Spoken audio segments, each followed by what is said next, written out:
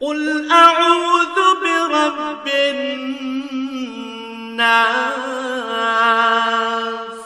হে নবী, তুমি বলো, আমি আশ্রয় চাই মানুষের মালিকের কাছে।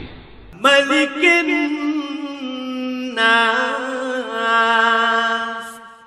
আমি আশ্রয় চাই মানুষের আসল বাদশাহর কাছে। إله الناس আমি আশ্রয় চাই মানুষের একমাত্র মাবুদের কাছে। من شر الوسواس الخناس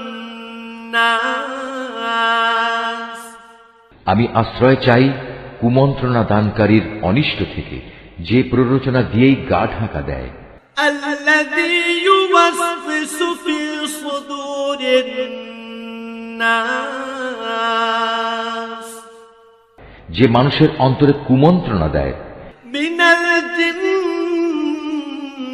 والناس